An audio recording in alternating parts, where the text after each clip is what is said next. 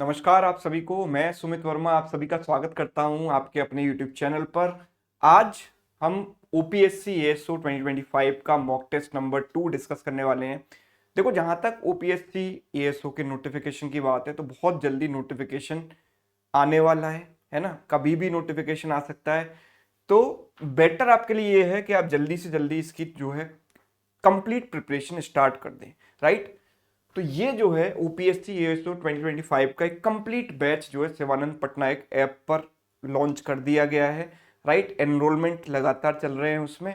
तो अगर अभी तक आपने इसमें एनरोल नहीं किया है तो जल्दी से जाइए ऐप पर, ऐप डाउनलोड कीजिए और इस बैच में एनरोल कर लीजिए, राइट। कंप्लीट तैयारी, कंप्लीट स्टडी मटेरियल के लिए। तो चलिए, एक मॉक हम ऑलरेडी डिस्कस कर चुके हैं, दूसरा क्वांट का मॉक आज डिस्कस करने वाले हैं। तो पहला सवाल आज का हमारे सामने है ये। हर क्वेश्चन से पहले आप वीडियो को पॉज करेंगे, क्वेश्चन को खुद से ट्राई करेंगे, देन हम उसको डिस्कस करेंगे, ठीक है। So the question is, a trader has 50 kg of pulses, part of which he sells at 8% profit. कुछ पार्ट उसने 8% प्रॉफिट पर बेचा, कुछ पार्ट उसने 18% प्रॉफिट पर बेचा, और ओवरऑल उसको 14% का प्रॉफिट होता है। तो सवाल ये पूछ रहा है कि 18% प्रॉफिट पर कितना पार्ट उसने बेचा। तो यहां पर हम लगाएंगे एलिगेशन। इन दोनों का डिफरेंस है 4 यूनिट और इन दोनों का डिफरेंस है 6 यूनिट, है ना, 6 यूनिट्स। 4:6 यानी 2:3, यानी जो नंबर आपको दिया गया है 50 kg, उसको जब हम 2:3 के रेशियो में डिवाइड करेंगे तो 20 kg एंड 30 kg आएगा। तो 18% प्रॉफिट पर जो बेचा गया पार्ट, उसका जो वेट है दैट इज 30 kg, राइट। चलिए, सेकेंड क्वेश्चन हमारे सामने है। There are total of 43,800 students in 4 schools in a city. Half of the number of students in first school. तो पहले स्कूल में let suppose A number of students हैं, तो उसका हाफ हो गया A/2, that is equal to 2/3 of second यानी 2/3 of B, right. This is also equal to 3/4 of third, 3/4 of C, and that is also equal to 4/5 of D, right. These four things are equal. Find the ratio of the number of students of A to D, right? If A, B, C, D are first, second, third, fourth schools. So A और D का ratio मुझे यहां पर बताना है। अच्छा, मुझे अगर A और D का रेशियो ही बताना है तो मुझे इन चारों को कंसीडर करने की जरूरत ही नहीं है। मैं सिर्फ इन दोनों को कंसीडर करके काम चला सकता हूं कि नहीं, राइट। तो मैं जब इन दोनों को इक्वेट करूंगा तो मैं कहूंगा sir A/2 is equal to 4/5D, right. Yes. So A/D कितना हो गया यहां से, 4 into 2 8, 8/5 हो गया। Yes, so the answer is option A. Clear. तो कितना बड़ा सवाल और एक छोटा सा solution. Next, ratio of the earnings of A to B is 4:7.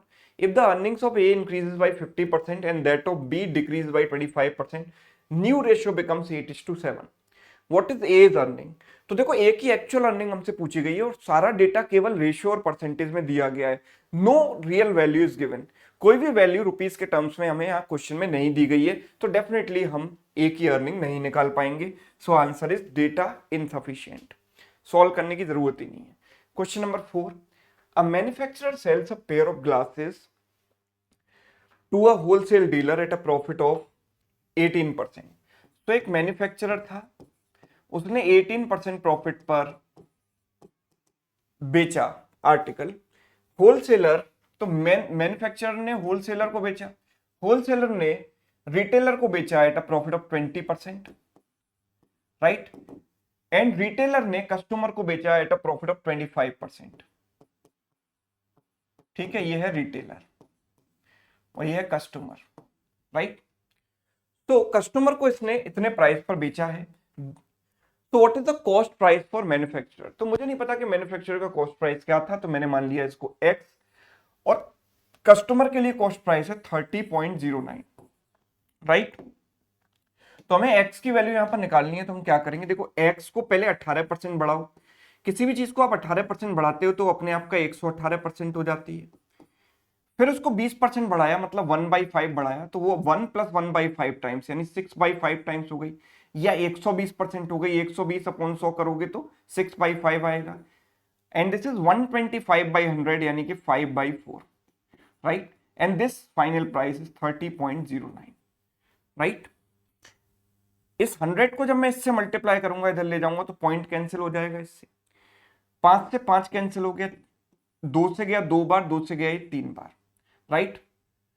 ये 3 से कैंसिल हो जाएगा 1003 टाइम्स, ये 2 से कैंसिल हो गया 59 टाइम्स।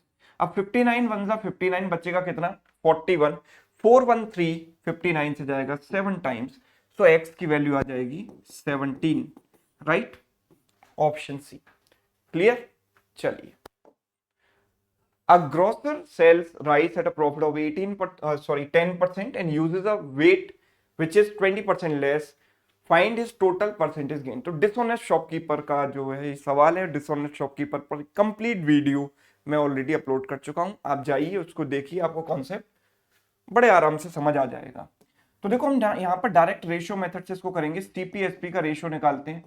सबसे पहले 10% प्रॉफिट मतलब 10:11 का रेशियो हो गया, उसके बाद वो 20% कम देता है, यानी 1/5 कम देता है ना। कस्टमर से 5 रुपए चार्ज कर लेता है और देता है उसको 4 रुपए का आर्टिकल, राइट, 1 रुपए का कम देता है।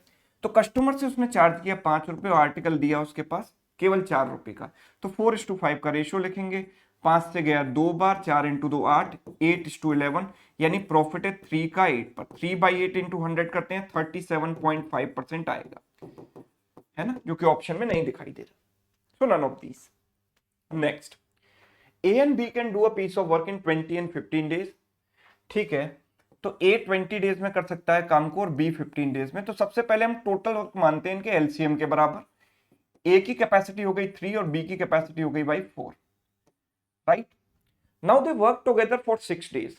तो इन्होंने पर डे कितना काम किया होगा 7 यूनिट। 6 डेज में कितना करेंगे 7 इंटू 6 42 यूनिट्स। तो 6 डेज में इन्होंने 42 यूनिट्स काम कर लिया। देन उसके बाद B is replaced by C, मतलब अब अभी तक A के साथ B काम कर रहा था, अब A के साथ C काम करेगा। A की कैपेसिटी 3 है और C की कैपेसिटी मुझे नहीं पता, तो मैंने C मान ली।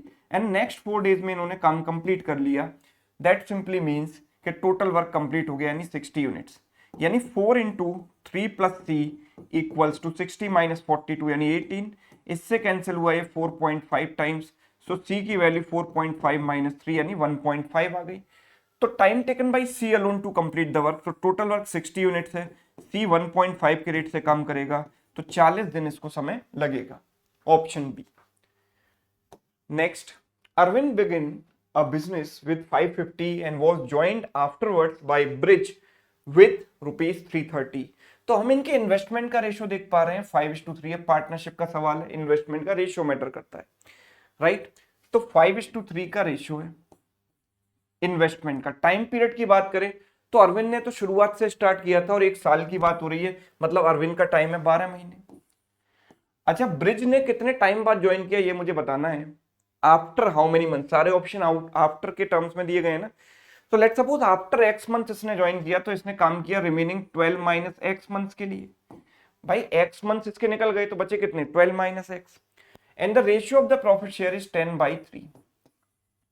ठीक है, 3 से 3 कैंसिल, 12 5 का 60, इससे गया 6 times, so 12 minus x equals to 6, so x की वैल्यू 12 माइनस 6 यानी कि 6 आ गई। सो आफ्टर 6 मंथ ही ज्वाइंट।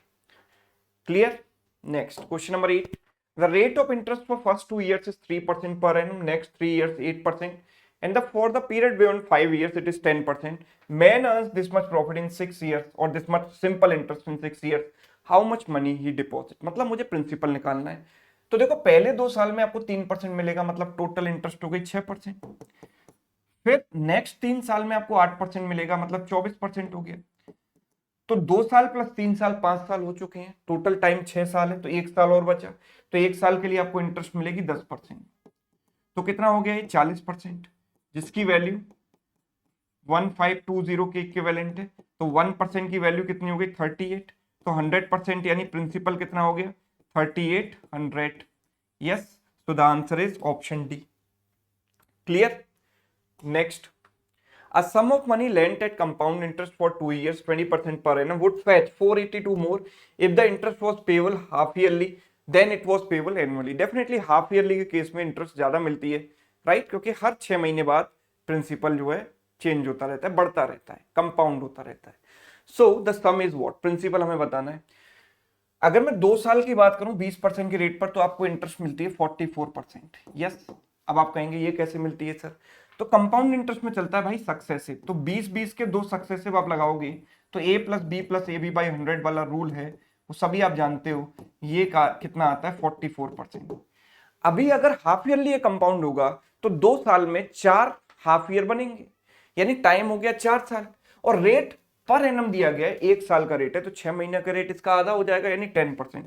तो 10%, 10%, 10%, 10% का 4 बार सक्सेसिव आपको लगाना पड़ेगा, है ना।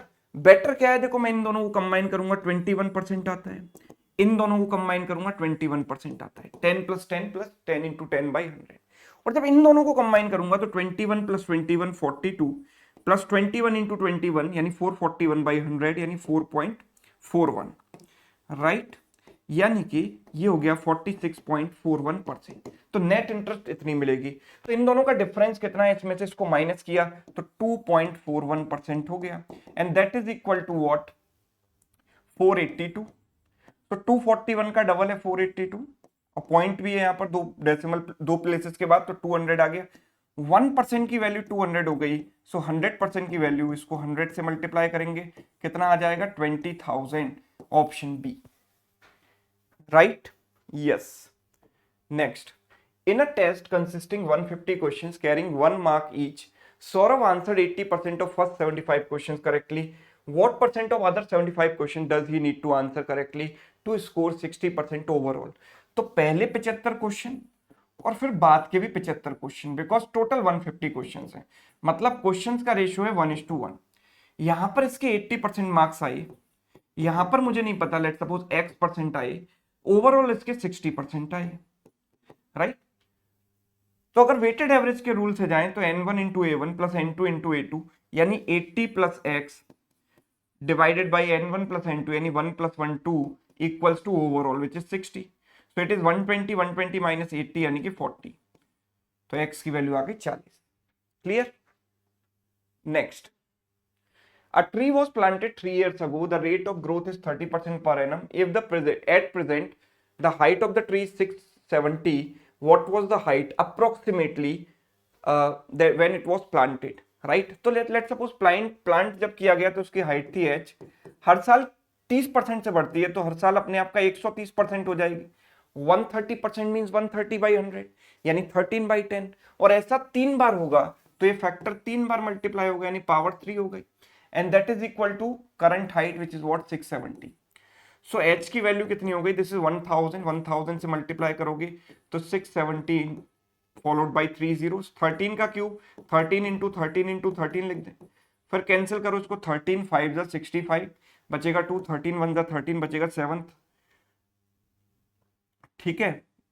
13 5 जा 65, 5 बचेगा, 13 3 जा 39, 11 बचेगा, 13 8 जा 104। 13 से इसको काट दो, 13 इंटू 3 39 बचेगा कितना 12, 13 इंटू 9 117 बचेगा 8, 13 इंटू 6 78 बचेगा कितना 5, 13 इंटू 4 52। 13 से फिर काट दो 3 बार 0 बार, 13 इंटू 5 65, लगभग 305 ही आ रहा है, option A. Done. So it is all about how effectively you do calculation, right? Next, B can do a work in 6 hours, B and C can do the work in 4 hours। तो B जो है हमारे काम को complete कर सकता है 6 घंटे में, B and C काम को कर सकते हैं 4 घंटे में, राइट। A B C काम को कर सकते हैं 2/3 यानी कि 8/3 हो गया। अगर मैं एलसीएम लेंगे तो डिनोमिनेटर को भूल जाओ, न्यूमरेटर की बात करो, 8 4 6 का एलसीएम हो गया 24। तो यहां से बी की कैपेसिटी कितनी आ गई 24/6 यानी कि 4। बी प्लस सी कितना आ गया 6, and A plus B plus C कितना आ जाएगा, A plus B plus C कितना आ जाएगा 8/3 को से इसको डिवाइड किया तो 9, राइट। सो यहां से ए की कैपेसिटी कितनी आ जाएगी, या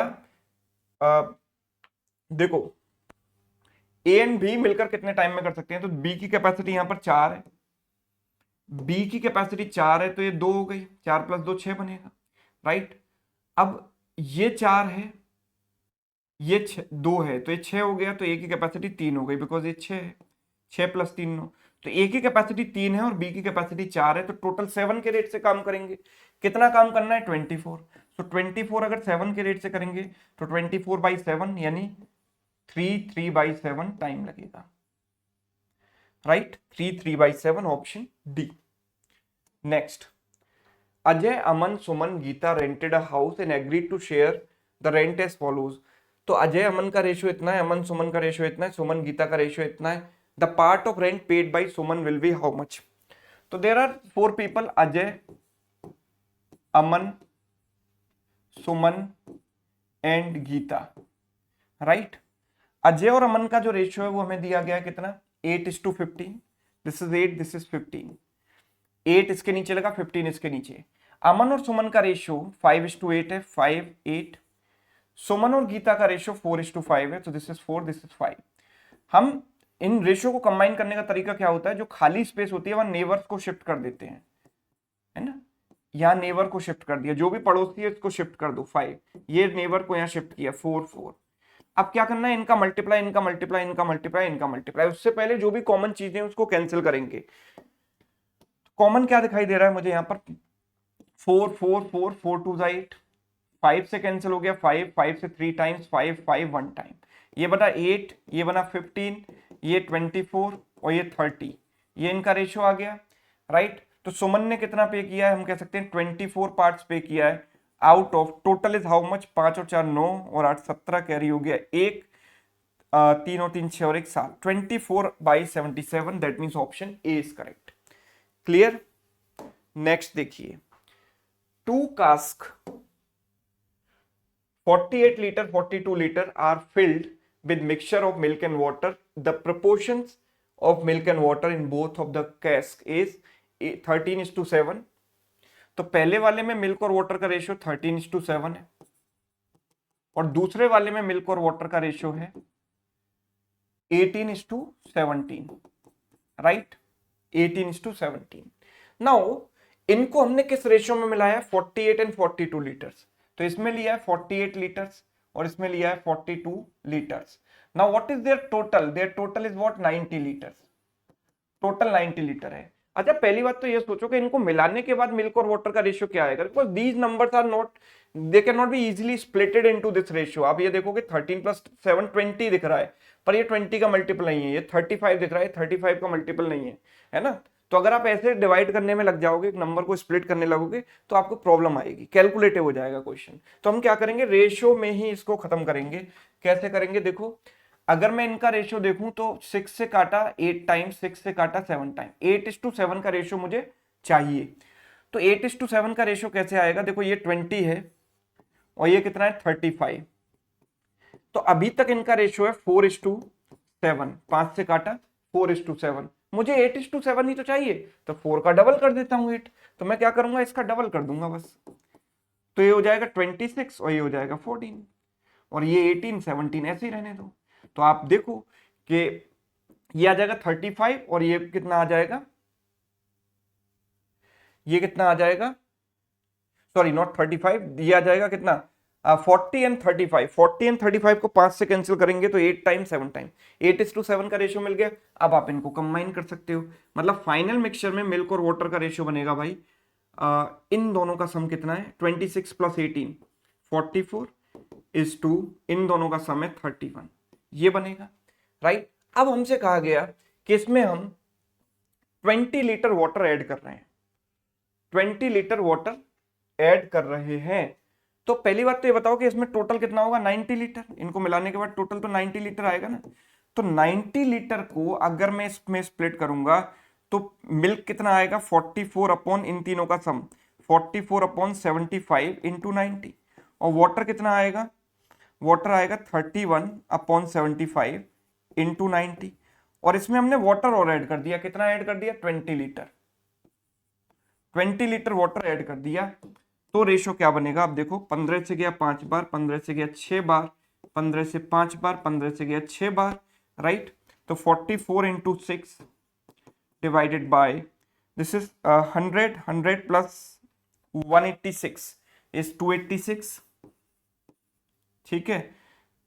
इसको इनफैक्ट हम कैंसिल कर सकते हैं, 11 से 4 टाइम्स, 11 से गया 26 टाइम्स, 2 से 2 टाइम्स गया, 2 से 13 टाइम्स गया, तो मेरा आंसर तो 12:13 आया, यानी कि option C is correct, right. Next, ABC together can earn, तो एबीसी मिलकर इतना पैसा कमाते हैं, and spend this much percent of their salaries, their savings are in this ratio. तो आप जरा ये देखिए कि income expenditure and income minus expenditure is saving, and there are 3 people A B C. इस टाइप को करने का, इस टाइप के सवाल को करने का जो बेस्ट रास्ता है वो मैं आपको बता रहा हूं। 60% का मतलब होता है 3/5, यानी कि अगर किसी ने 5 रुपए कमाए तो उसमें से 3 रुपया उसने खर्चा कर दिया, यानी 5 रुपीज अगर इसकी इनकम है तो 3 रुपीज एक्सपेंडिचर है, तो सेविंग कितना होगा 5 - 3 यानी कि 2 रुपीज। नाउ 65% का मतलब होता है 65/100 यानी 13/20। अगर ये पर्सन 20 रुपए कमा रहा है तो 13 रुपए इसमें से खर्चा कर रहा है, तो बचा कितना रहा है 7 रुपए। 70% का मतलब है 7/10। 7/10 मतलब अगर उसने 10 रुपए कमाए, 7 रुपए खर्चा किया, तो 3 रुपए इसने बचाए। अब मैं आता हूं सेविंग के रेशियो पर। जो सवाल में मुझे सेविंग का रेशियो दिया गया है वो ये है, पर मुझे सेविंग का रेशियो नहीं दिखाई देता, तो मैं बना लूंगा। मुझे पहले वाले पर्सन की सेविंग कितनी बनानी है 14 यूनिट, तो मैंने इसको 7 से मल्टीप्लाई कर दिया, 7 × 2 14 हो जाएगा ना। दूसरे वाले पर्सन की 21 बनानी है तो 7 × 3 कर दो 21, और तीसरे वाले पर्सन की बनानी है कितनी 15, तो 3 × 5 हो गया 15। अब अगर मैं इस अकॉर्डिंग इनके इनकम की रेशियो देखूंगा तो income of A, income of B and income of C, इनका रेशियो क्या आएगा देखो।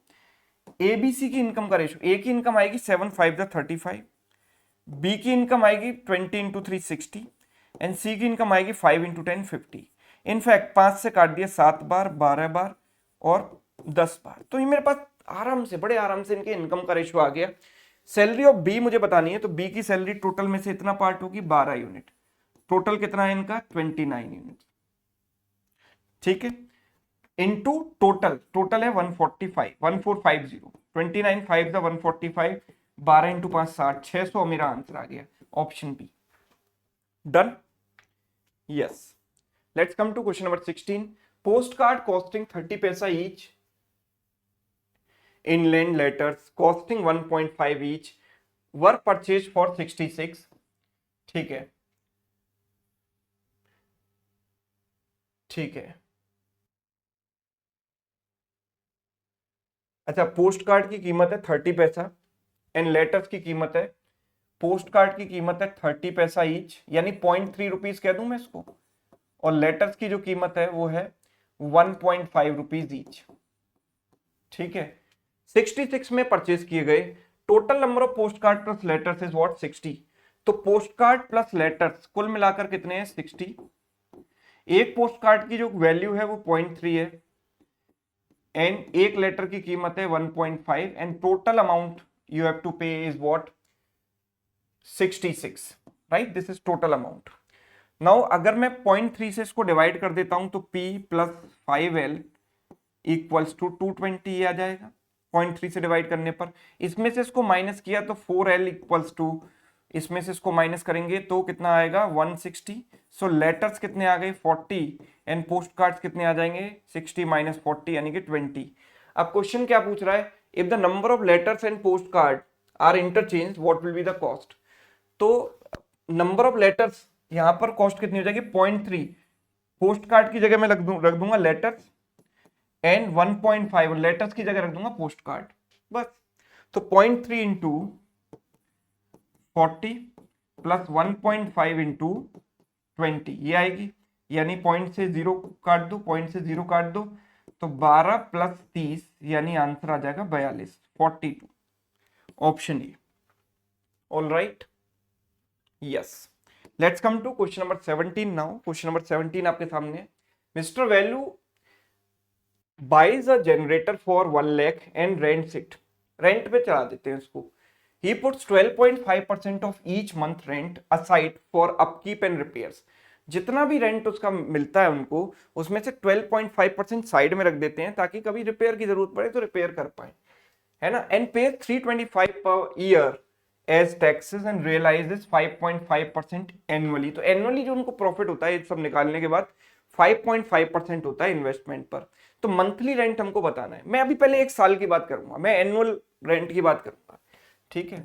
मंथली की बात बाद में करेंगे, पहले हम एनुअल की बात करते हैं। अगर मैं एनुअल की बात करूं तो आप ये सोचो कि लेट सपोज उसका जो रेंट है वो आर है, रेंट मैंने मान लिया R। तो रेंट अगर आर था तो उसमें से उन्होंने सबसे पहले निकाल दिया उसका 12.5% यानी 1/8 निकाल दिया।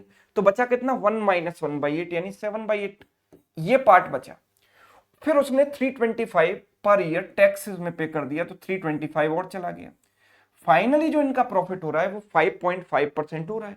5.5% ऑफ एक्सपेंडिचर या जो भी इन्वेस्टमेंट है, इसका 5.5% कितना होगा, 5.5 इंटू 1000 यानी 5500।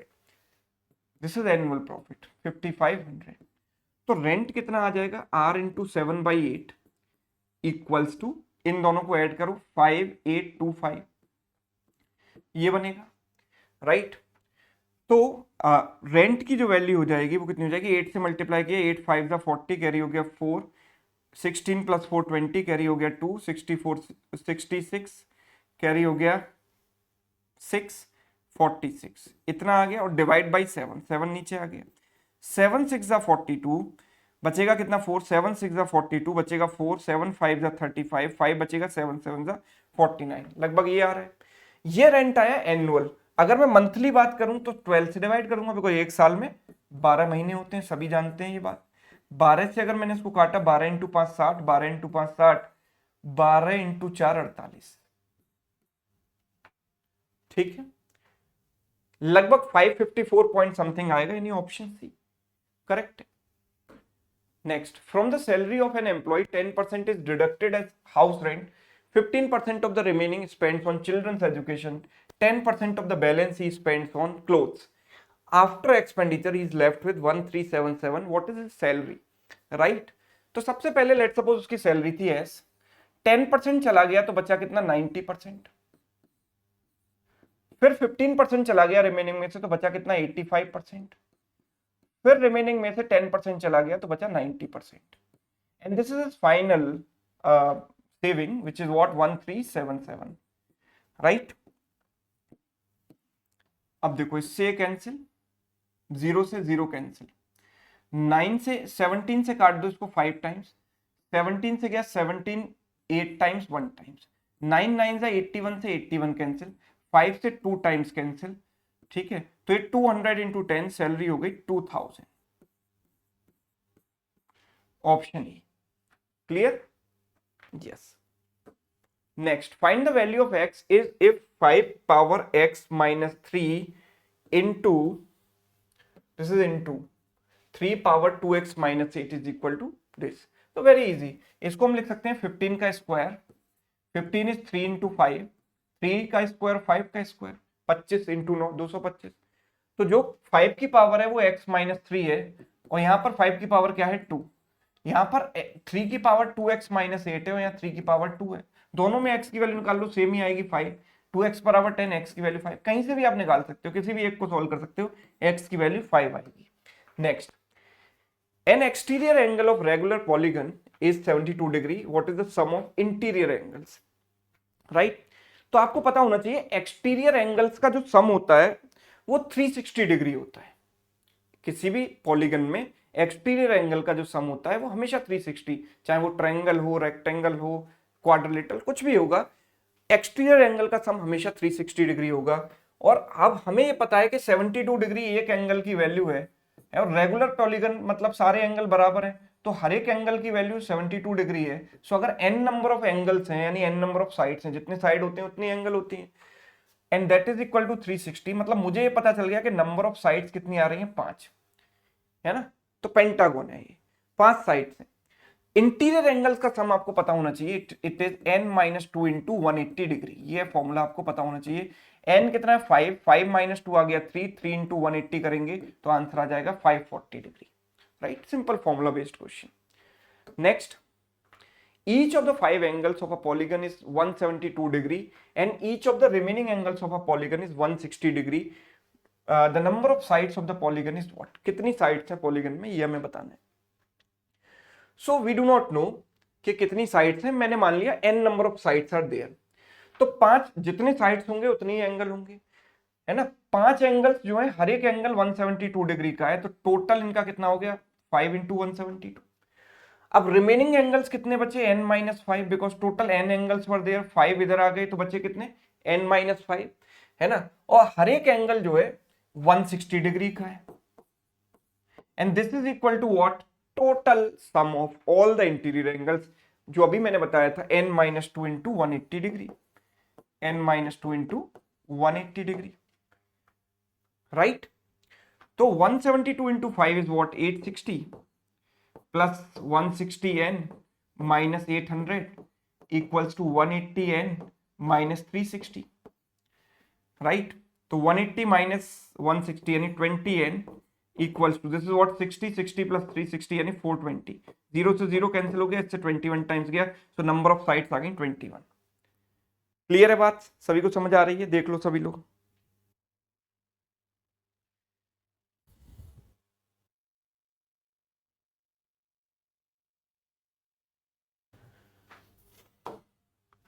When two coins are tossed simultaneously, find the probability of getting at least one tail.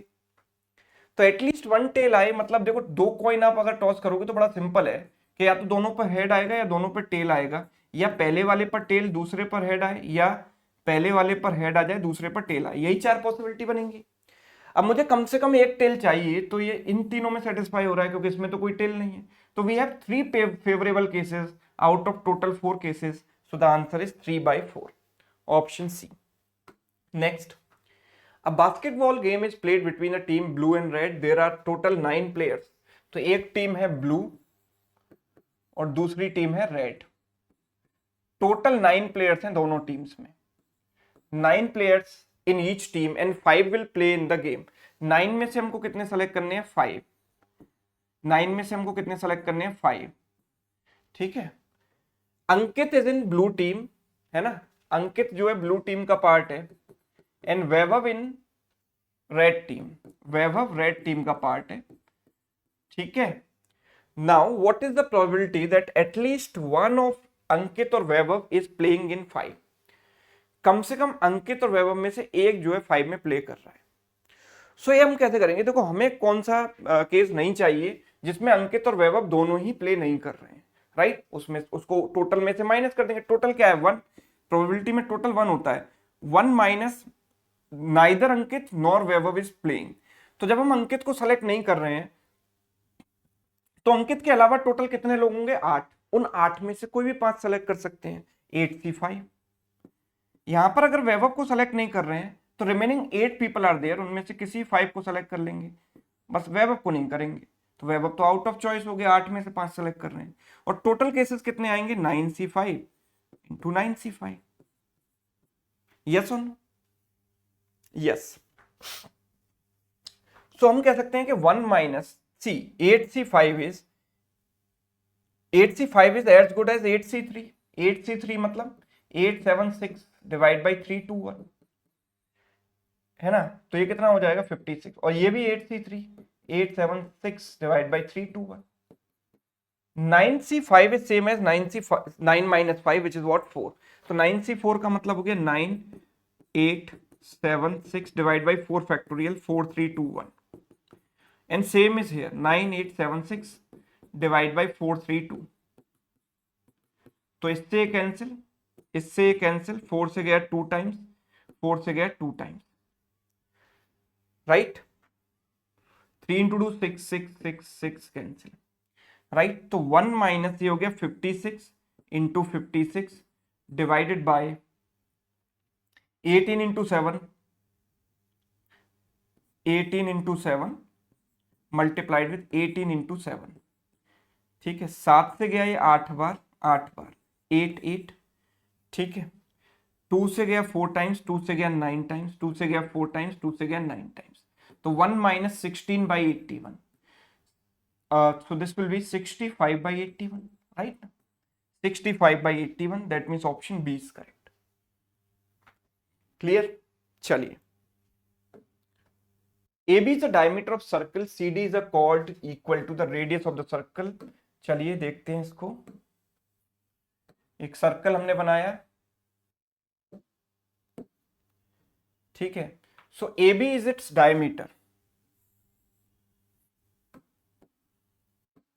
A B क्या है इसका डायमीटर, डायमीटर हमेशा सेंटर से पास होगा, A B, this is centre O, ठीक है।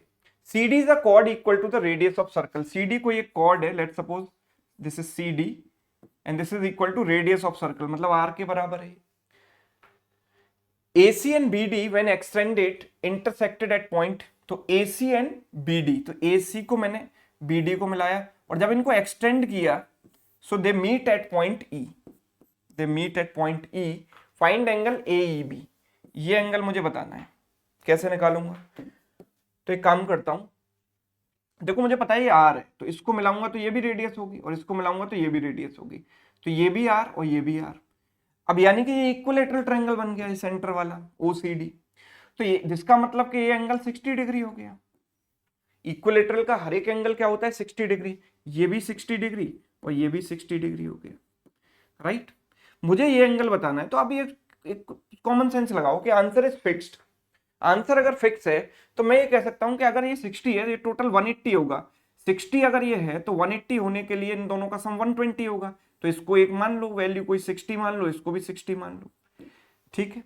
अब देखो ये R है तो ये भी तो रेडियस है R, ये रेडियस R है तो ये भी R होगी, तो ये जो है आपका आइसोसेल्स ट्रायंगल हो गया।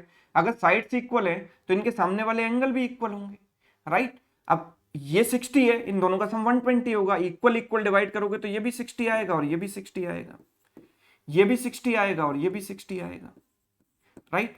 60 60 ये हो गया। बड़े वाले ट्रायंगल को आप देखोगे तो ये 60 ये 60 तो ये भी 60 होगा, because total is 180, right. So answer is 60 degree. आप कोई और पॉसिबिलिटी भी लेकर चल सकते हो, मैं कह रहा हूं सर आपने 60 क्यों माना है इसको, मैं कुछ और मान लेता हूं, चलो हटाओ कुछ और मानकर दिखाते हैं इसको,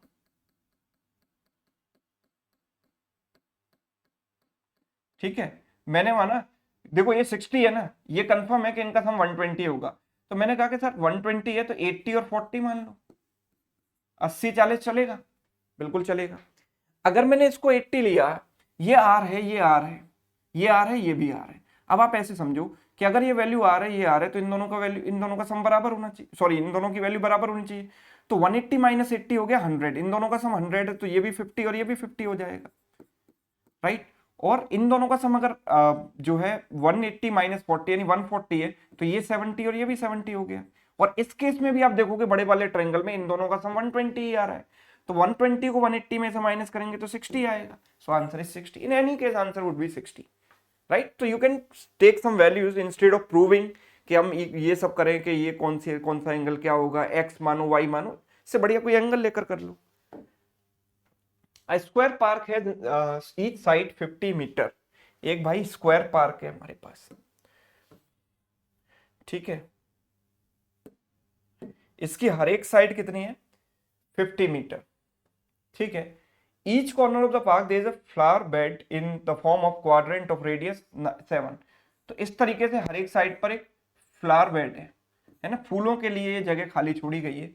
find the area of the remaining park, तो this is quite easy, this angle is 90 degree, ये 7 है ये 7 है, ठीक है। और हर एक का एरिया सेम ही होगा बिकॉज सबकी लेंथ जो रेडियस है वो 7 है, ये 90 डिग्री है, पूरा सर्कल होता है तो 360 होता है, तो एरिया होता है पाई आर स्क्वायर, ये 90 है 360 का 1/4, तो एरिया भी 1/4 हो गया, तो इसका एरिया हो गया 1/4 of pi R square 22/7 into R square यानी 7 स्क्वायर, ये एक क्वाड्रेंट का एरिया। और ऐसे कितने क्वाड्रेंट हैं 4, तो 4 से मल्टीप्लाई कर दिया, और इसको मैं स्क्वायर के एरिया में से माइनस करूंगा, स्क्वायर का एरिया कितना होगा 50 इसकी साइड है तो side square, so it is 2500 minus 4 से 4 cancel 7 7 cancel 154, right.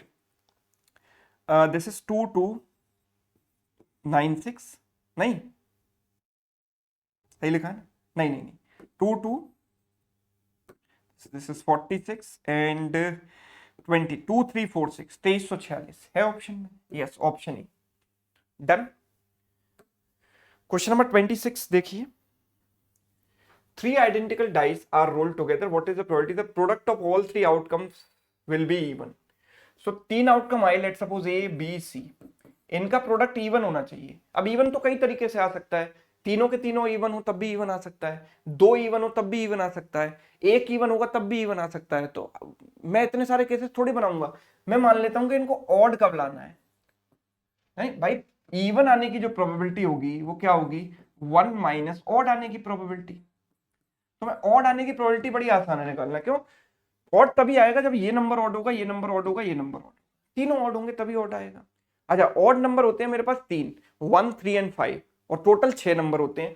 So it is 3/6, यानी इसकी प्रोबेबिलिटी 1/2, 1/2, 1/2। तो ऑड आने की प्रोबेबिलिटी हो गई 1/8, right? So it is 1 minus 1/8, which is what, 7/8, right? 7/8 is correct answer, option C. Done. Next, two triangles ABC DEF are similar to each other, AB and DE are this, what is the ratio of the areas of triangle? तो हमें पता है कि जो similar triangle होते हैं उनके area का जो रेशियो है वो साइड के स्क्वायर के रेशियो के बराबर होता है। साइड का स्क्वायर यहाँ पर 10 स्क्वायर, यहाँ पर हो गया 8 square, right? So it is 100:64. So we cancel by 4, it is 25, it is what, 16. So it is 25:16, right? Next, the expressions px power 4 minus 3x cube plus 20 and this when divided by x minus 2 leave the same remainder. See, the remainder theorem says कि when fx is divided by x minus a, the remainder is fa, यानी कि a को मैं x की जगह रख दूंगा तो वही मेरा रिमाइंडर होगा। तो यहां पर a क्या है, 2, x माइनस a, तो a की जगह क्या है 2, तो 2 को मैं x की जगह रखूंगा तो रिमाइंडर आ जाएगा p इंटू 2 की पावर 4 यानी 16 माइनस 3 इंटू 2 की पावर 3 8, 8 इंटू 3 24 प्लस 20, है ना? बस मैंने x की जगह 2 रखा है तो ये मेरा रिमाइंडर आएगा। और सेकंड वाले में x की जगह 2 रखोगे तो रिमाइंडर आएगा 4 into 2 square, 4 into 4 16, 7 into 2 14 minus p, and both remainders are equal, same remainder बोला है तो दोनों को इक्वेट कर दिया, ठीक है? तो 17p, this is what, minus 4 and this is 30, 30 plus 4 34, तो p की वैल्यू कितनी आ गई, 2 आ गई। So the right answer is option A. Done. Next, in this figure pa and qa are perpendicular segments on ab, तो pa एंड के ये दोनों परपेंडिकुलर है, right? OP is 5, OP is what, 5, right? PO is 5 and QO is 7. This is 7. The area of POB is 150. So you can easily see इसका जो area है 150 है, इसका एरिया मुझे बताना है। आप ऐसे सोचो कि ये एंगल वर्टिकली अपोजिट एंगल है, इक्वल है, ये 90 है, 90 है, तो थर्ड एंगल भी इक्वल होगा। अब जब तीनों करस्पॉन्डिंग एंगल इक्वल हैं तो दे आर सिमिलर ट्रायंगल, और जब सिमिलर ट्रायंगल की बात आती है तो एरिया जो है वो साइड के स्क्वायर के रेशियो में होता है। सो यानी इसका स्क्वायर कितना हो गया, 5 स्क्वायर, इसका स्क्वायर हो गया 7 स्क्वायर, तो इट इज 25:49, राइट? तो इसकी वैल्यू मुझे दी गई है 150, ये एरिया 150 है, इसका 6 टाइम्स, तो इसका भी 6 टाइम्स कर दो, 294, नहीं, ऑप्शन ए, ठीक है? Done. Next, the compound interest on a certain some for 9th year is this and for 15th year it is this. Find the compound interest for 12th year. So 9th year, 12th year and 15th year, right? 35 15th year की मुझे दी गई है कितनी, 560। सवाल को देखकर घबराना चाहिए, 9वें साल, 15वें साल, 12वें साल की बात हो रही है, कैसे करूंगा? घबराने की जरूरत नहीं है। आप ये देखो कि यहां पर 3 साल का गैप है तो यहां पर भी 3 साल का गैप होगा। ये मैंने मान ली 12th ईयर की x। जब टाइम गैप सेम होता है यानी कि इन दोनों का रेशियो इन दोनों के रेशियो के बराबर होगा, और जब रेशियो इक्वल है तो all 3 terms are in GP. यानी हम ये भी कह सकते हैं कि इसका रेशियो, भाई टाइम गैप सेम है यानी परसेंटेज चेंज भी सेम है, परसेंटेज चेंज मतलब इनका रेशियो सेम है, x/35 इसका अपॉन इसका बराबर इसका अपॉन इसका, रेशियो 560/x हो गया कि नहीं? तो x स्क्वायर बराबर 35 इंटू 560 कर दो, है ना? एक काम करता हूं मैं, 35 को लिख देता हूं 7 इंटू 5, और यहां से भी 7 इंटू 5 बाहर निकाल देता हूं। 7 बाहर निकाला तो 80 और 5 बाहर निकाला तो फिर 16 बचा। जब इनका स्क्वायर रूट लेंगे तो ये 7 स्क्वायर है तो एक 7 बाहर आएगा, 5 स्क्वायर है 5 बाहर आएगा, और 16 का स्क्वायर रूट हो गया 4, तो 20 into 7 140, 140 is right answer, option B, simplest way. Next, a goldsmith has a bag which contains some colorful stone. It contains 4 white and 8 black stones. तो white है 4 and black है कितने 8. There is another bag which contains 5 white and 5 black. तो white है इसमें 5 and black है कितने 5. One stone is drawn at random from either of the two bags. What is the probability of drawing a white stone?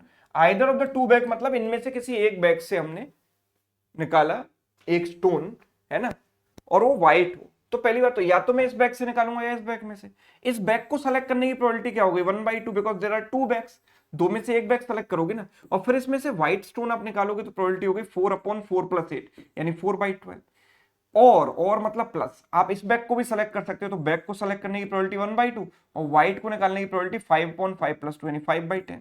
So this is 1/3, this is 1/2, so overall it is 1/6 and this is 1/4, so LCM is what 12, 6 से गया 2 times 3, 2 + 3 हो गया 5, so answer is 5/12. Done. A bag has 9 balls, each of them is either white, yellow or black. In every trial, तो देखो total हम कह सकते हैं white plus yellow plus black मिलाकर टोटल कितनी है 9। एक चीज, हर ट्रायल में हम एक बॉल निकालते हैं और उसको वापस डाल देते हैं बैग में, है ना, before the next trial. The probability of getting a white ball in 2 consecutive trials is 1/81। आप खुद सोचो कि पहली बॉल व्हाइट आएगी, आप 9 में से सेलेक्ट करोगे, फिर आपने वो बॉल वापस रख दी तो टोटल अभी भी 9 हो गई, और उसमें से आप व्हाइट निकालोगे तो दोनों कॉन्जिक्यूटिव व्हाइट आने की प्रोबेबिलिटी ये हो गई, and this is equal to what 1/81 हो गया। 9 9 81, तो W स्क्वायर इक्वल्स टू 1, तो व्हाइट बॉल कितनी आ गई 1 आ गई, right. Similarly, the probability of getting 2 yellow balls in 2 consecutive trials, तो yellow upon 9, yellow upon 9, and this is equal to what 4/9, 9 से 9 cancel, y square equals to 9 4 36, y की value आ गई 6, है ना, नेगेटिव तो हो नहीं सकती, पॉजिटिव ही लेंगे। नाउ व्हाइट येलो ये हो गई, तो ब्लैक कितनी हो जाएंगी, हम कह सकते हैं 6 और 1 7, तो ब्लैक हो गई 2। What is the probability of getting a ball of 3 different colours in 3 consecutive trials, तो पहले वाले ट्रायल में आ जाए व्हाइट तो 1/9, दूसरे वाले में येलो आ जाए 6/9, और तीसरे वाले में ब्लैक आ जाए 2/9। 3 से गया 2 बार, 3 से गया 3 बार, अब तो कुछ कैंसिल होने नहीं वाला, तो 4/9 9 जा 81, 81 into 3 243, so 4/243 is right answer, option B. Clear, ये चीज है। Next, 2 cards are drawn simultaneously from a well shuffled pack of cards. Find the probability of getting both honor cards. दोनों के दोनों कार्ड्स ऑनर कार्ड्स हो, इसकी probability क्या होगी, तो देखो एक 52 कार्ड के सेट में देयर आर 4 स्वीट्स, 4 स्वीट्स होते हैं, diamond heart club and spade, और हर एक स्वीट्स में 4 ऑनर कार्ड्स होते हैं, एस क्वीन क्वीन जैक, तो चारों में कितने हो जाएंगे टोटल 4 × 4 16 ऑनर कार्ड्स हो जाएंगे। तो यू शुड रिमेंबर दिस कि टोटल 16 ऑनर कार्ड्स आर देयर, है ना, और हमें 2 कार्ड सेलेक्ट करने हैं तो 16 C2, और टोटल नंबर ऑफ वेज कितने हो जाएंगे 52 में से कोई भी 2 कार्ड सेलेक्ट करने के 52 C2, so it is what 16 × 15 divided by 2, and this is 52 × 51 divide by 2, divide by 2 से डिवाइड बाय 2 दोनों में कट जाएगा, लिखने की जरूरत नहीं है। 3 से गया 5 बार, 3 से गया 17 बार, 4 से गया 4 बार, 4 से गया 13 बार, राइट, तो ये हो गया 20/17 × 3 51 और 22, 20/221 मेरा आंसर आ रहा है, option C. Done. Question number 34, in a box there are 5 blue, x green and x + 2 red and 6 black balloons. Probability of choosing one green balloon from the box is 1/3. तो ग्रीन बलून कितने हो जाएंगे x, और total कितने हो गए 2x + 5 और 2 7, 7 और 6 13, 2x + 13, and this probability is 1/3. तो 3x = 2x + 13, तो x की वैल्यू आ गई 13, राइट, x की वैल्यू 13 आ गई। So what is the sum of the number of green, red and black? तो green हो गए 13, red 15 हो गए, and black कितने हो गए 6, तो 15 और 6 21, 21 + 13 34, 34. So the right answer is B. Next, The ratio of the speeds of boat in still water to that in stream, that of stream is 13:7. Boat और स्पीड की स्ट्रीम का रेशियो है 13:7. A boat goes certain distance along the current in 3 hours. Find the time taken to come back the same distance. तो जब जाते समय वो down stream जा रही है, अलोंग द स्ट्रीम जा रही है, तो वापस आते समय अगेंस्ट द स्ट्रीम आएगी, यानी अप स्ट्रीम आएगी. तो हम कह सकते हैं देखो डाउन स्ट्रीम और अप स्ट्रीम स्पीड का रेशियो क्या होगा. इस सवाल को रेशियो से ही सॉल्व करेंगे. स्पीड का रेशियो एंड देन टाइम का रेशियो. देखो स्पीड का रेशियो क्या होगा. डाउन स्ट्रीम स्पीड होती है x प्लस वाई यानी 20 और अपस्ट्रीम स्पीड होती है x माइनस वाई यानी 6 यानी 10:3. तो सेम डिस्टेंस ही तो कवर कर रही है, जाते समय आते समय सेम डिस्टेंस रिटर्न कर रही है. तो डिस्टेंस अगर सेम है तो टाइम का रेशियो स्पीड के रेशियो का रिवर्स हो गया. और यहां पर जो टाइम लग रहा है वो कितना लग रहा है 3 hours. Along the current 3 hours लग रहा है, तो ये कितना लगेगा 10 आवर्स. ऑप्शन ए. 3 की वैल्यू 3 तो 1 की वैल्यू 1 तो 10 की value 10. Next. If the volume of regular tetrahedron is 2.45 meter cube, what is the height of tetrahedron? तो इसकी tetrahedron is a kind of pyramid, triangular pyramid, है ना. पिरामिड क्या होती है, कोन टाइप की फिगर होती है. जैसे कोन में बेस सर्कुलर होता है ना, इसमें एक इक्विलेटरल ट्रायंगल होगा. रेगुलर टेट्राहेड्रन है. तो आप देखो ये आप इमेजिन करो इसको 3D में. एक सामने वाला फेस, ये भी ट्रायंगल, एक भी ट्रायंगल, ये भी ट्रायंगल. टोटल 4 फेसेस हैं. एक बेस, एक ये, सारे इक्विलेटरल ट्रायंगल हैं. Right. So you should remember this कि ये टेट्राहेड्रन का जो है फिगर है. तो इसमें जो हाइट होती है वो होती है a√6/3. a is the side. a क्या है, इसकी साइड है. ठीक है, a इसकी साइड है. और वॉल्यूम होता है a³/6√2. Volume is a³/6√2. अब सवाल हमसे कहता है कि वॉल्यूम इज 2.45. ठीक है, वॉल्यूम है 2.45, तो हाइट क्या होगी. तो देखो जरा कि वॉल्यूम मैंने यहां पर रख दिया 2.45. ठीक है, तो हाइट कैसे निकालेंगे. यहां से सबसे पहले हम ए की वैल्यू निकालेंगे, फिर ए की वैल्यू यहां रखेंगे तो हाइट की वैल्यू आएगी, है ना. क्वेश्चन सीम्स कैलकुलेटिव, तो अभी मैं इसको स्किप कर देता हूं. राइट.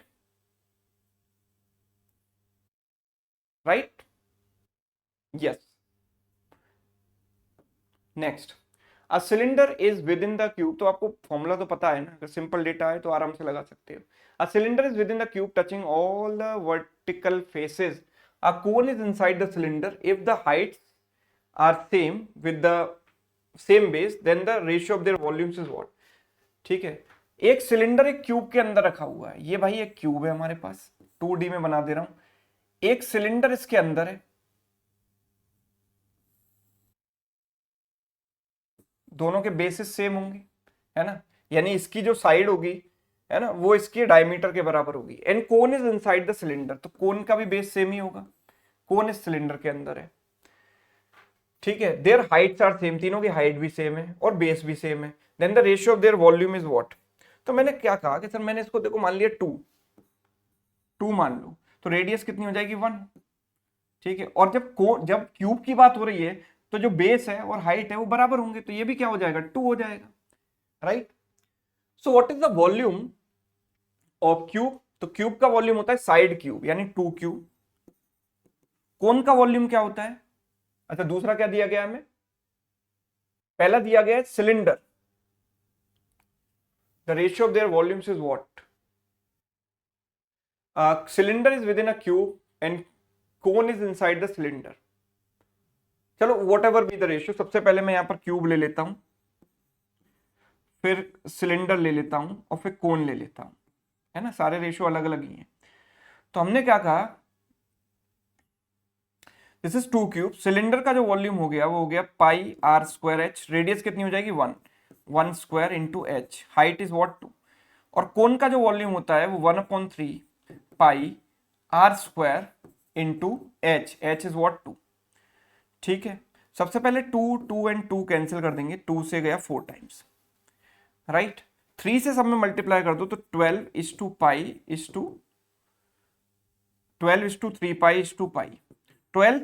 12 कहां दिखाई दे रहा है मुझे, ये रहा. ठीक है. यस. सबसे पहले हमको क्यूब दिया गया था ना, फिर उसके बाद सिलेंडर और उसके बाद इनसाइड था कोन. तो क्यूब सिलेंडर कोन के रेशियो में ही मुझे एरिया वॉल्यूम निकालना है. Next. When two dice are thrown simultaneously, what is the probability that sum of the scores of two dice is less than or equal to 4? Right, अब दो dice जब आप throw करोगे तो सम 2 भी आ सकता है, 3 भी आ सकता है, 4 भी आ सकता है, 1 तो आ नहीं सकता, बिकॉज मिनिमम 1 1 भी दोनों पे आएगा तो 2 मिलेगा कम से कम। तो यहां पर क्या केस बनेंगे, 1 1 से 2 बनेगा, ये क्या बनेगा 1 2 या 2 1, और ये क्या बनेगा 1 3 हो सकता है, 2 2 हो सकता है, या 3 1 हो सकता है। टोटल फेवरेबल केसेस हो गए 1 2 3 4 5 6, 6 फेवरेबल केस हैं और दो डाइस आपने थ्रो किए हैं, तो पहले पर 6 आउटकम और दूसरे पर भी 6 outcome, total 36 outcomes are possible. So answer is what 1/6, option A. Next, if a parallelogram with the area P, a rectangle with the area R, and triangle with area T are all constructed on the same base and all have same height, base और height सबकी बराबर है, so then which is the false statement? See, parallelogram का जो area होता है वो base into height होता है, ठीक है। रेक्टेंगल का जो एरिया होता है वो है बेस इंटू हाइट, अगेन मतलब लेंथ इंटू ब्रेथ, क्योंकि सबके लिए बेस और हाइट सेम है ना, सबके लिए बेस भी सेम है, हाइट भी सेम है। एंड जो ट्रायंगल का एरिया होता है ना वो टी दिया गया है, that is half into base into height, BH/2, right. So which of the following is a false statement? क्या P is equal to 2T है? P यस, इसका डबल है भाई, इसका डबल ही तो है ये, तो ये तो करेक्ट है। T is equal to half of R है, T जो है R का आधा है, बिल्कुल करेक्ट है। और P और R इक्वल है, यस P और R इक्वल है, तो ये भी करेक्ट है, तो तीनों ही ट्रू है, तो फॉल्स क्या हो गया, none of these. Next, Mumbai express left Delhi for Mumbai at 2:30, मतलब दोपहर को 2:30 पर ये चली 60 की स्पीड से, and Rajdhani express left Delhi for Mumbai, तो this is Delhi, this is Mumbai, at 16:30, मतलब 14:30 16:30 में 2 आवर्स का गैप है, तो 2 आवर्स तक ये चल चुकी है 120 किलोमीटर, भाई 60 की स्पीड से चली है ना, तो जब ये 60 की स्पीड से चली है 120 किलोमीटर चल चुकी है, यहाँ जा रही है 60 की स्पीड से, और राजधानी जा रही है, इसका पीछा करेगी 80 की स्पीड से, कितने टाइम बाद the two trains will meet? Delhi से वो डिस्टेंस बतानी है, डिस्टेंस नॉट टाइम, डिस्टेंस। तो बड़ी सिंपल सी बात है कि देखो लेट सपोज ये इस पॉइंट पर आकर मिलती हैं, ठीक है, तो कितना टाइम लगेगा मिलने में? 120 distance upon relative speed 80 minus 60, same direction में माइनस करेंगे, यानी 6 आवर्स। तो ये डिस्टेंस कितनी होगी? ये डिस्टेंस वो होगी जो 6 आवर्स में इसने चली, तो 6 आवर्स में इसने कितनी चली? 80 इंटू 6, यानी कि 480 किलोमीटर, यानी कि option C. Done. Next, a train traveling with 48 with a speed of 48 completely crosses another train having half of its length, तो पहली वाली ट्रेन की लेंथ है 2L, दूसरे की ट्रेन की लेंथ मान ली L है ना, and travelling in opposite direction with the speed of 42 in 12 seconds, तो जब ये इसको क्रॉस करेगी तो डिस्टेंस कितनी चलेगी? 3L, L1 plus L2, 2L plus L 3L, distance equals to speed into time. अब रिलेटिव स्पीड जब आप ऑपोजिट डायरेक्शन में लोगे तो ऐड करोगे, इनको दोनों को ऐड करोगे, 90 किलोमीटर पर आ रहा है, मीटर पर सेकंड में कन्वर्ट कर लो 5/18, बिकॉज टाइम आपको सेकंड में दिया गया है, time is what 12 seconds, right. तो यहाँ से L की वैल्यू आ जाएगी 5, 25 इंटू 12 300, 300 अपॉन 3 यानी कि 100, तो L की वैल्यू 100 आ गई, ठीक है। इट ऑल्सो पासेस, ठीक है, जो ट्रेन 48 की स्पीड से चल रही है, ये 48 और ये 42 की स्पीड से चल रही है, बात पहली वाली ट्रेन की हो रही है अभी, तो दिस ट्रेन, इसकी लेंथ हो गई 200 और इसकी लेंथ हो गई 100, राइट, बिकॉज L की वैल्यू 100 है। It also passes a railway platform in 45 seconds, तो इसकी लेंथ है 200, प्लेटफॉर्म की लेंथ मैंने मान ली L1, तो this is the distance covered while passing a platform, train की लेंथ प्लस प्लेटफॉर्म की length, this is equal to speed into time, तो भाई इसकी स्पीड है 48, मीटर पर सेकंड में कन्वर्ट कर लो और टाइम है 45 seconds, so what is the length of platform? वो हम निकाल सकते हैं, 9 से गया 5 बार, 9 से गया 2 बार, 2 से गया 24 बार, तो 25 इंटू 24 होता है भाई 600, 600 माइनस 200, यानी कि प्लेटफॉर्म की लेंथ आ गई 400 metre, option A. Done. Next, length of rectangle increased by x%, so its breadth had to be decreased by y% to keep the area same. If x is equal to 2y, what is the value of x? Okay, ठीक है। देखो जब आप area को same रखते हो, मैं ये कह रहा हूं कि भाई जैसे आपकी जो लेंथ है वो 25% से बढ़ी, मतलब 4:5 हो गई, तो ब्रेथ को आपको रिवर्स रेशियो में करना पड़ेगा, ताकि एरिया है लेंथ इंटू ब्रेथ 20 और लेंथ इंटू ब्रेथ 20, ये इक्वल रहे। इसका मतलब increase of 1/n is always compensated by decrease of 1/n plus 1, right. Increase of 1 by n is always compensated by decrease of 1 by n plus 1। ठीक है, तो increase हमने 1 by n plus 1 कैसे भाई, डिक्रीज यहां पर कितना हुआ 1 by 5 का, 1 का डिक्रीज हुआ है 5 पर, यहां 1 का डिक्रीज हुआ है 4 पर, तो इंक्रीज ऑफ 1 by n, तो इंक्रीज है x, तो x की वैल्यू मान ली मैंने 1 by n, तो y की वैल्यू कितनी हो जाएगी 1 by n plus 1 to keep the area constant. x is equal to 2y, यानी x की वैल्यू 1 by n, that is 2 times 1 by n plus 1, so we can say कि 2n equals to n plus 1, so n must be equal to 1। n की वैल्यू 1 आ गई तो x की वैल्यू कितनी हो जाएगी 1 upon 1, 1 upon 1 को परसेंटेज में कन्वर्ट करेंगे तो 100 से मल्टीप्लाई करेंगे, it is 100%। Question number next 43, a club consist of members, देखिए जरा सवाल को, a club consist of members whose ages are in AP, the common difference being 3 months। ठीक है, एक क्लब में कुछ मेंबर्स हैं, ठीक है, इनकी एजेस एपी में है, 3 मंथ्स इनका कॉमन डिफरेंस है। 3 मंथ्स को अगर मैं ईयर में कन्वर्ट करूंगा तो 3/12 यानी 1/4 यानी कि 0.25, this is common difference, common difference D. If the youngest member is just 7 years old and the sum of the ages of all the members is this, ठीक है, सम इतना है, ठीक है। Find the number of members, see sum of AP is n by 2, sum of AP is n by 2 into 2a plus n minus 1 into d, ये AP के सम का formula आपको पता होना चाहिए। सो n कितना है मुझे नहीं पता, तो n by 2, 2a first term क्या होगा, जो यंगेस्ट मेंबर की एज होगी 7, तो 7 into 2 हो गया 14 plus n minus 1 into common difference is 1/4 and this is equal to sum which is what 250, right? So this is what, see whatever it is, आपको जो भी है n into ये कितना मिलेगा 14 plus n minus 1 divide by 4 equals to 250 into 2 500। Better रास्ता यहां पर ये कि आप ऑप्शन से जाओ instead of solving this quadratic equation.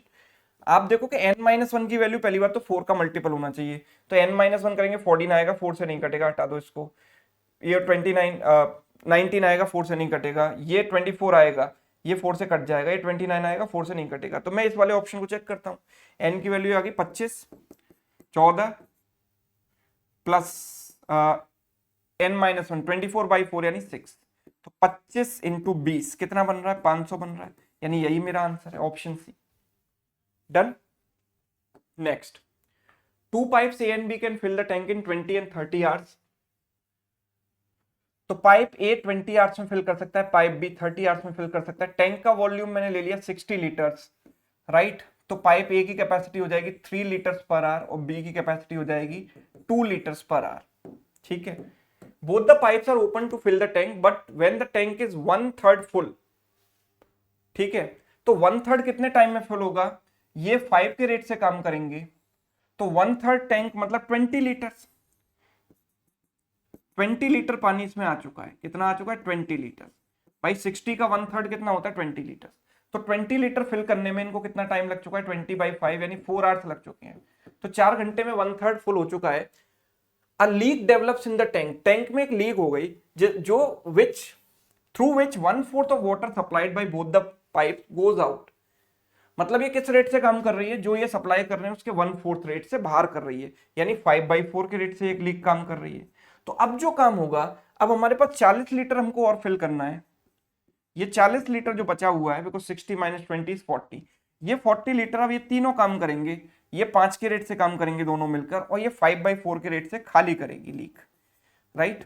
तो 40 अपॉन ये कितना हो गया 15/4, 5 से गया 3 बार, 5 से गया 8 बार, तो टोटल इज 32/3, 32/3, 3 10 टाइम्स 2/3, राइट। और 4 आवर्स पहले ही हो चुके थे, 10 2/3 और हो गए, इनको जब मैंने जोड़ा तो कितना आ गया 14 2/3 आवर्स। टोटल टाइम पूछा गया है टू फिल द टैंक, तो शुरुआत से अगर काउंट करूं तो 14 2/3 hours, option A. Let's come to the next one, question number 45। A pipe can fill a tank in 15 minutes, another one in 10 minutes, third pipe can empty in 5 minutes. So 15, 10 and 5. The first two pipes are kept open for 4 minutes in the beginning. So let's take their LCM. LCM is how much? 60. तो A की capacity हो गई 4, B की capacity हो गई 6 और ये हो गई 12, राइट। इनफैक्ट हम 30 भी लेकर चल सकते हैं, 60 भी ले लोगे तो कोई फर्क नहीं पड़ेगा। ये 2, ये 3 एंड ये 6, ठीक है। Now first two pipes are kept open for 4 minutes. देखो ये एम्प्टी करता है, खाली करता है, माइनस लगा दो। इनको 4 मिनट के लिए ओपन किया गया, तो 5 के रेट से 4 मिनट में फिल करेंगे 20 लीटर। टैंक की कैपेसिटी 30 लीटर है, 20 लीटर फिल हो चुका है। And then the third pipe is also open. In what time will the tank be emptied? तो आप ये सोचो कि अब टैंक में 20 लीटर पानी है, 30 लीटर की कैपेसिटी थी और इसमें 20 लीटर पानी आ चुका है, भर चुका है। अब जब ये मिलकर काम करेंगे तो काम किस रेट से होगा? -1 के रेट से। -6 + 5 -1, यानी टैंक खाली होगा, बिकॉज खाली करने वाले की कैपेसिटी बहुत ज्यादा है ना, फिल करने वालों से ज्यादा है, तो खाली होगा 1 के रेट से। और कितना खाली होगा? जो भर चुका है वही तो खाली होगा भाई। जो खाली है उसको क्या खाली करोगे? जो भर चुका है उसको खाली करोगे। 20/1 यानी 20 मिनट्स में। जो भर चुका है वो 20 मिनट में खाली होगा। तो इन what time will the tank B empty? 20 minutes. जो भर चुका है वो 20 मिनट में खाली हो जाए। Next, there are 2 bottles containing a mixture of wine, water and alcohol. The first bottle, पहली बोतल में इतना है, दूसरी में वाइन, वाटर, एल्कोहल का रेशियो ये है, और दूसरी में second bottle contains water, okay, wine, water and alcohol, और सेकेंड वाली में सिर्फ वाटर एंड वाइन है। Water and wine in the ratio this, तो वाइन एंड वाटर का रेशियो क्या हो जाएगा? अगर मैं वाइन एंड वाटर का रेशियो लिखूं, वाइन एंड वाटर का रेशियो हो जाएगा 4:5, राइट। हमने पहली वाले में से 1 लीटर लिया और दूसरे वाले में से 2 लीटर लिया, मतलब इनको मुझे 1:2 के रेशियो में मिक्स करना है। किस रेशियो में मिक्स करना है? 1:2 के रेशियो में। अब आप ये सोचो कि ये टोटल कितना है? 10 एंड दिस इज 9। मुझे इन्हें 1:2 के रेशियो में लाना है, तो पहले मैं क्या करूंगा कि इसको 9 से मल्टीप्लाई, उसको 10 से मल्टीप्लाई करूंगा। भाई ये 10 था और ये 9 था, तो 9 इसको दे दिया, 10 इसको दे दिया, तो इसके बाद ये इक्वल हो गए। और इक्वल होने के बाद मैं 1 का मल्टीप्लाई इसमें और 2 का मल्टीप्लाई इसमें कर दूंगा, तो ये 1:2 के रेशियो में आ जाएंगे। 2:3 चाहिए होता तो इक्वल करने के बाद 2 और 3 का मल्टीप्लाई कर देते। 4:7 चाहिए होता तो 4 का इधर और 7 का इधर कर देते, राइट। तो ये सवाल क्या पूछा है? What fraction of the mixture is alcohol, right. तो this total is what? 27, 9 5 45 and 9 2 18, right. ये कितना हो गया? 20 × 480 एंड 20 × 500, ठीक है। तो ये टोटल 90 हो गया, ये 180 हो गया, ये 90 और ये 180, सो टोटल हो गया 270 जब आप मिलाओगे। और एल्कोहल कितना आएगा इसमें? 18, और इसमें तो एल्कोहल है ही नहीं, तो 18 आउट ऑफ 270 इज एल्कोहल। 9 से गया, या 18 से काट दो 15 बार, 1/15 part, option A. You can also solve this by using alligation or weighted average. See, पहले वाले में मैंने 1 पार्ट लिया, दूसरे वाले में 2 लीटर, ठीक है। पहले वाले में हमने लिया 1 लीटर, दूसरे वाले में लिया 2 लीटर। ध्यान से समझिएगा, पहले वाले में लिया है 1 लीटर और दूसरे वाले में लिया गया है 2 लीटर्स, राइट। पहले वाले में अगर मैं एल्कोहल की बात करूं तो एल्कोहल कितना है? फर्स्ट वाले में अगर आप एल्कोहल देखोगे तो फर्स्ट वाले में एल्कोहल है 2 parts out of 10 parts. 2 out of 10 मतलब 20%, है ना, 20%। 2/10 मतलब 20%। दूसरे वाले में तो एल्कोहल है ही नहीं ना, तो दूसरे वाले में 0%।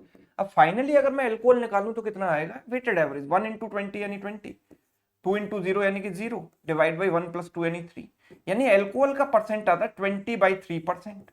और जब परसेंटेज साइन यहां से हटाएंगे तो नीचे आएगा 100, तो 20/300 विच इज 1/15, राइट। तो ये आसान तरीका है, और मतलब रेशियो वाले से ही बेटर ये है वेटेड एवरेज, राइट। तो यू शुड नो मल्टीपल वे, जो डेटा है उसके अकॉर्डिंग हम अपना तरीका चुनेंगे।